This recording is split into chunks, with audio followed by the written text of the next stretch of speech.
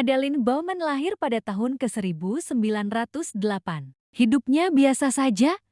Ia tumbuh besar, jatuh cinta, menikah, dan punya seorang putri bernama Fleming. Namun suatu malam di tahun 1937, hidupnya berubah total. Dalam perjalanan, mobil Adeline tergelincir, jatuh ke sungai yang membeku. Ia tenggelam dan tubuhnya membeku, jantungnya berhenti. Di saat itu juga, petir menyambar mobilnya. Kejadian aneh ini membuat jantung Adeline hidup kembali. Dan sejak hari itu ia berhenti menua wajah dan tubuhnya terhenti di usia 29 tahun. Awalnya Adeline menganggap itu keajaiban. Tapi seiring waktu, orang-orang di sekitarnya mulai curiga. Ia tidak pernah tampak tua. Pemerintah bahkan hampir menangkapnya untuk dijadikan objek penelitian.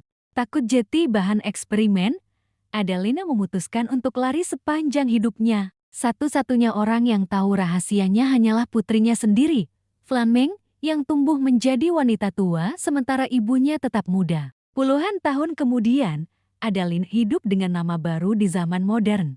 Ia bekerja di perpustakaan arsip dan hidup sangat tertutup, menghindari foto dan hubungan serius. Sampai suatu malam, di pesta tahun baru, ia bertemu pria bernama Alice Jones, seorang filantropis muda yang cerdas dan hangat. Alice tertarik padanya sejak pandangan pertama dan terus mengejar, sementara Adeline berusaha menjaga jarak karena tahu dirinya tidak bisa menjalani hubungan normal.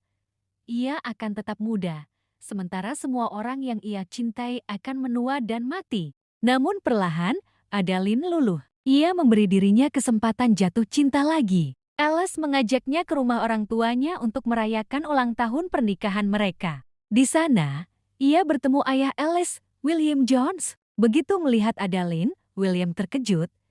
Ia mengenali perempuan ini sebagai cinta lamanya puluhan tahun lalu, wanita yang ia kenal dengan nama Adeline, yang seharusnya sudah tua atau bahkan meninggal.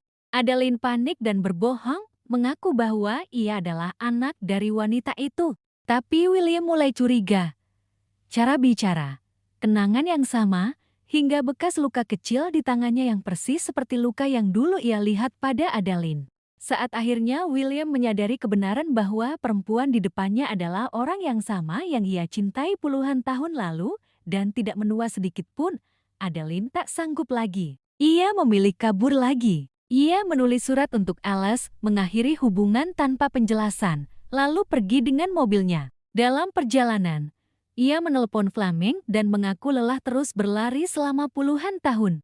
Tepat setelah itu, sebuah truk menabrak mobilnya, membuat mobilnya terguling ke jurang mirip kecelakaan yang ia alami dulu. Adeline terlempar dari mobil, tubuhnya kembali mengalami hipotermia hebat dan jantungnya berhenti. Petugas medis datang, mengambil alih. Kali ini bukan petir, tapi alat kejut defibrillator yang mengirimkan listrik ke jantung Adeline dan menghidupkannya kembali. Secara ilmiah dalam dunia film ini, kejadian kedua ini membalik efek pertama.